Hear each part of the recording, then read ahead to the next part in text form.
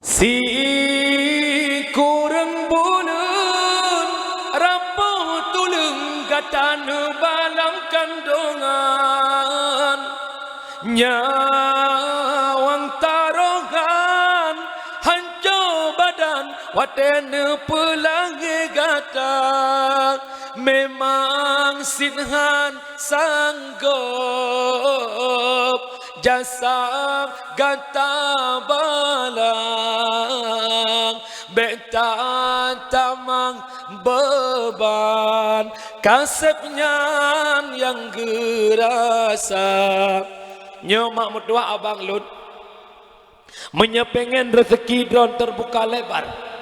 nebuka mata ura bungoh dengan doa urang si nutup mata ura seput dengan doa urang si pakai bancara ban bungoh cok HP telefon menyemak ngon ayah jio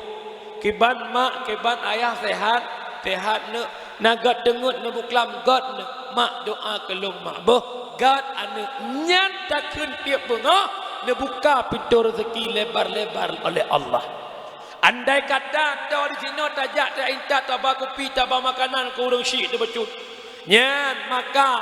akibat temerka ngan urang syik akibat tapu hati urang syik dua buah bala nujuk oleh Allah. Yang pertama berkat rezeki dicabut oleh Allah, yang kedua dikala kena wabah Allah han merupa ucap la ilaha illallah. Lo pegah sama cerita nyolong dua madang ai dang le dikala taboh cerita pada masa Rasulullah Alqamah bak wate kena meninggal Alqamah ne bedah sahabat ne peintat Alqamah nejak bak gelinyung Alqamah ne peintat la ilaha illallah. Alqamah nasi oleh hanatim kun la ilaha illallah ne bedah sahabat tersebut nejak bak Rasulullah ya Rasulullah Alqamah hanggetem ucap la ilaha illallah langsung netanyang le Rasulullah mantang hudip dua urang si Alqamah ya Rasul ayah Alqamah hanale tinggal ibunda Alqamah menyemunan budah kata ya cok ma Alqamah ba kena hadapan Lud dikala ma Alqamah kana di hadapan Rasulullah bak watenya Nabi netanyang wahai ibunda Alqamah bagaimana kehidupan Alqamah ya Rasulullah Alqamah anak yang paling long kasih anak yang paling long sayang ya Rasul. Begitu raya Alqamah ila kaidin ba ulun ijak merantau imita rezeki dipegah dikirim ke ulun tapi wate Alqamah kana lam merantau atanyan katua ya Rasul long tinggal di rumah sidra ya Rasul nyan long harap-harap Alqamah yang pengolun tapi dikala Alqamah lam merantau kai mekawin hanai pegah bak lun ya Rasulullah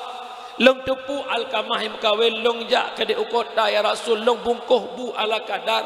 tapi wate truk ke di ukota yang buka pintu ke lon kan Alqamah tapi perumoh Alqamah dianggap long urmita tereka tak ate long ya Rasulullah Alqamah si kurang bulun long kandung long pelahi Alqamah taruhan nyawang long ya Rasul long tunduk dra demi Alqamah long yang minta rezeki pat yang na long puwa ke Alqamah tapi Alqamah begitu berubahnya sudah dia menikah ya Rasul nekele Nabi netem pemaah kesalahan Alqamah ya Rasulullah han sanggup long pemaah ya Rasul karena Alqamah membuat long sedih ya Rasul maka bawa denyan mak mutua urang syilun nekele Nabi wahai ibunda Alqamah menyahan netem pemaah kesalahan Alqamah nepe idin kelon bahlon pudep apui long tet Alqamah di kiamat dadron yang kejut hona abang lun para pemuda si bro akai tanyo si jehut tanyo si palih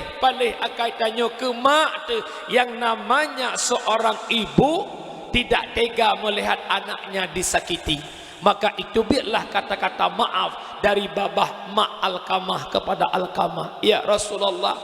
menyemenana pegah ya Rasul long pumaah kesalahan Alqamah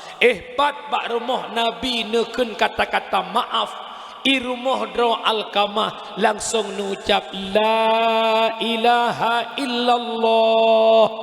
Yang kejut hona bang lun mohon bak dron malamnya. Ti bruk akai dron, ti mabuk dron, ti jehut dron, bek jut kana yang puah hati urung syik.